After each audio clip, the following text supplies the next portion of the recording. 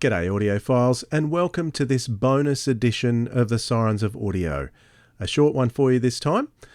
Recently, Philip and I had the opportunity of speaking with Annette Badland on another project that we're doing, but since we had her on the line, we thought we'd take the opportunity to have a quick chat with her about some of the Big Finish audio plays that she's appeared in over the last year or so. There were quite a few that she'd appeared in earlier this year, plus she'd also appeared in a box set with Christopher Eccleston towards the end of last year. So we thought we'd ask her how she was feeling about those particular scripts and whether she had any stories she could tell us about them. So to lead us into our little chat with Annette, I want to play the trailer for Blood of the Time Lords, which was part of a box set, and that was the story that she appeared in with Tom Baker's Fourth Doctor. It was recorded a few years ago. She had an incredible role in this story. So I'll play that trailer for you and we'll be back in a moment with Annette Badland. For all the grand titles, these are dark days. Another resident has been taken from us. Who would want to dispose of Time Lords who are already so close to death? From Big Finish Productions, Doctor Who, The Fourth Doctor Adventures, Blood of the Time Lords. No, you can't do that. Don't stop it. Hello? Oh, hello. Pleased to meet you. I'm the... You can't park here. I'm so awfully sorry. Well, you'll have to move it. Look! The flickering glow over there! And behind us, too. I'm very sorry, old Haku, but the fire appears to be growing all around us. My apologies, brothers. No matter, Eleanor. I've heard word. Words reached me. A time capsule in the library. Doctor, this is appalling. I'm afraid it's unlikely to be dignified. Consider the implications, young man. Infinite library. An infinite fire. Doctor! Anthelon, how good to see you. I am to arrest you and have you escorted down to Gallifrey. 2 residents down there, you say? Honourable Lorick, he's a crotchety old soul. And Eminent Sedania. Sedania? Later the Prydonian Academy? That's her. You won't want to get in her bad books. No talking at the back, please. Yes, miss. Sorry, miss. May I ask a question, miss? You may not. Oh, well, I'm not afraid to say I often did.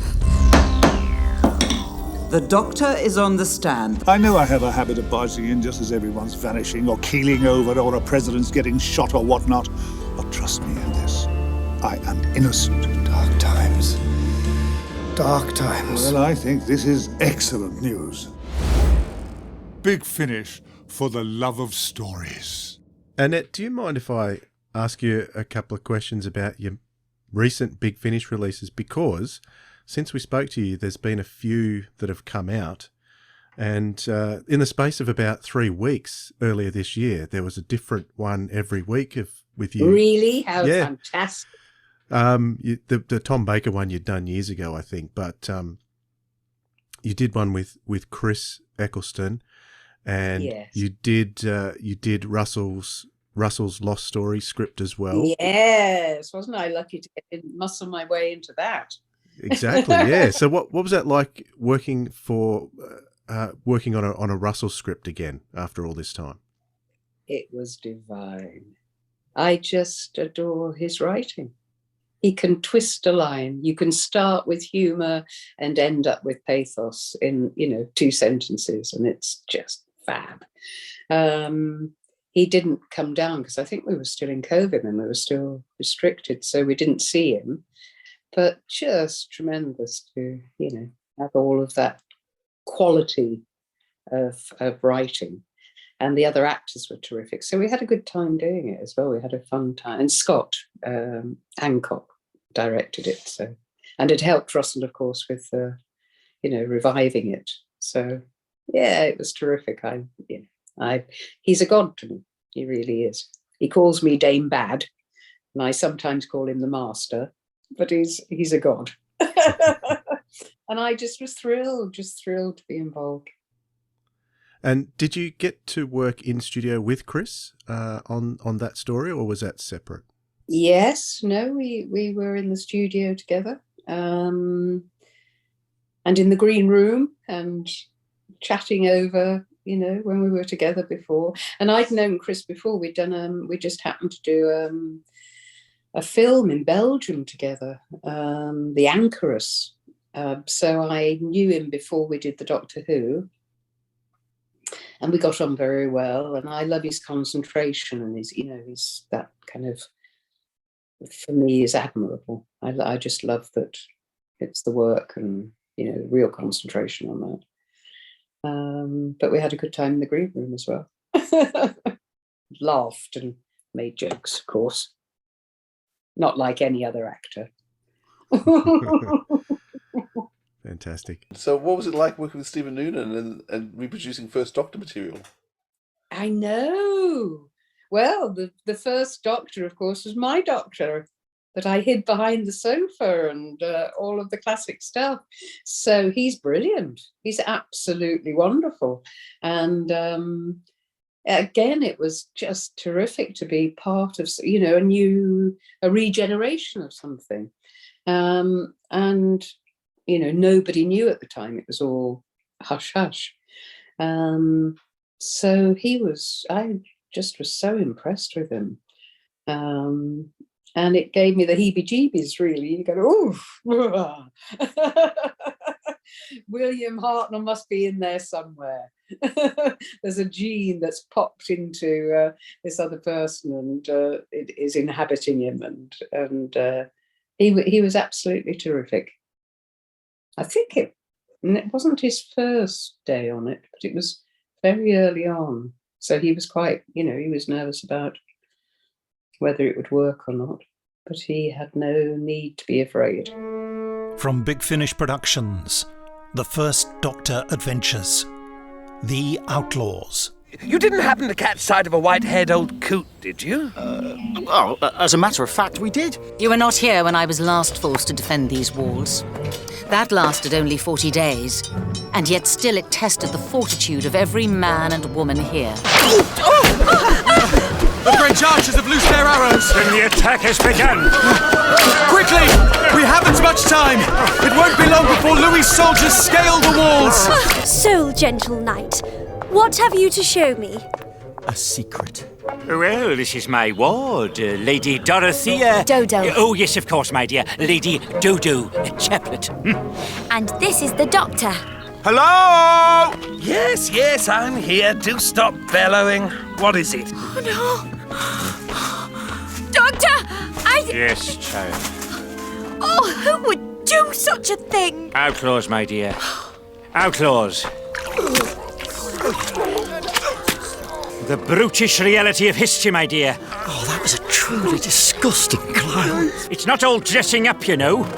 Pity we had to clamber up the privy chute. I suggest we release these poor animals and leave before the outlaws return. I am William of Berkshire, and you are trespassing in my forest. Who? William of Berkshire. Surely you've heard of me. No, I can't say that I have. And relax that bowstring, sir. You'll have somebody's eye out with that arrow. Oh, delightful. The Doctor's here, that's what matters. And I've had plenty of time to contemplate my revenge. You perfidious meddler! What are you doing here? What are you, planning? And where is Dodo? Now, that's more like it. I'm sure we're going to have a chance to catch up, but right now, I'd better get going. The young woman you travel with spoke against our anointed king. She was confused. She didn't know what year it was. Is she often so confused? What have you done with my ship? Nothing, except keep it safe. Those French dogs are going to swarm into Lincoln, and I've no way to stop them. Oh, no! Doctor, look! The French have breached the city walls. We're all going to die! The Doctor, my lady. What is the meaning of this? One moment I'm a guest, then a prisoner, then a guest again, and now I'm being dragged around the castle by these ruffians of yours. With good reason. As I recall, you wanted to see King William, the Conqueror, defeated at Hastings in 1066. Yes, I did. The Minaturist. Hello? I know you. Daddy?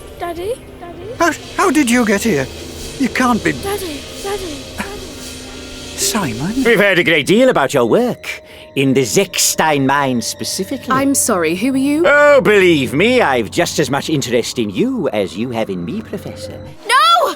Wait! Don't go! Doctor, what's happening? Can you feel that? Can you? The air is thicker. Maybe you shouldn't touch the shell. You're quite disturbed by me, aren't you, my unusual friend? This game is at an end. We are playing. You and me.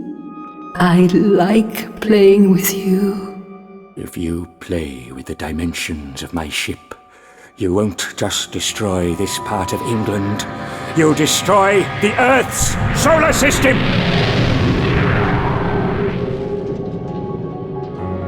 Big Finish, for the love of stories. You've had a good range of parts, actually, the last couple of times you've been in. They've been very different roles you've had.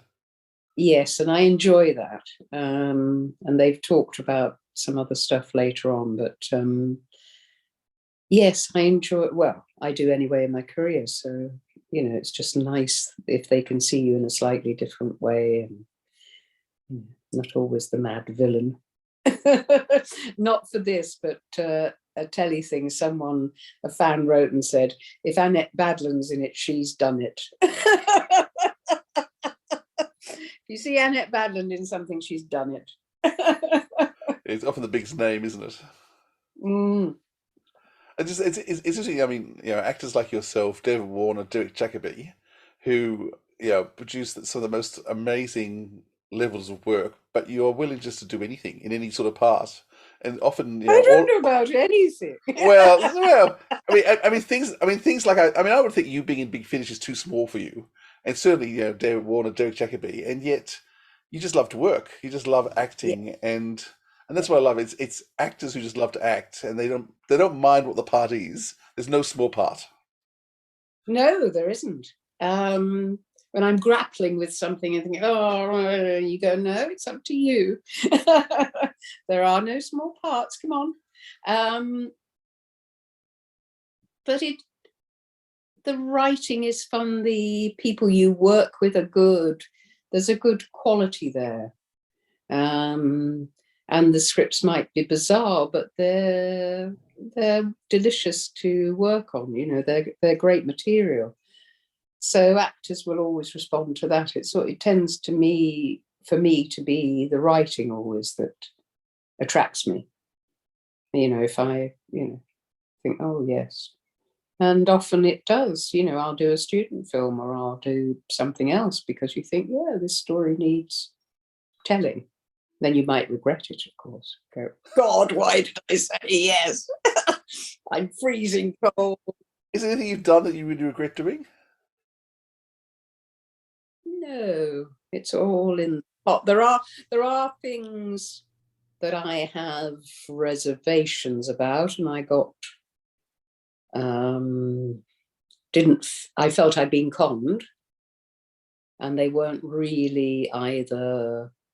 You know, one film I was in, we were telling one story, but the director wasn't respecting the women, particularly within the story. And we were telling a story about respecting women, you know, about, you know, giving people their due and encouraging them and making them better. And it was a female director and she was belittling them. So I found things like that very hard.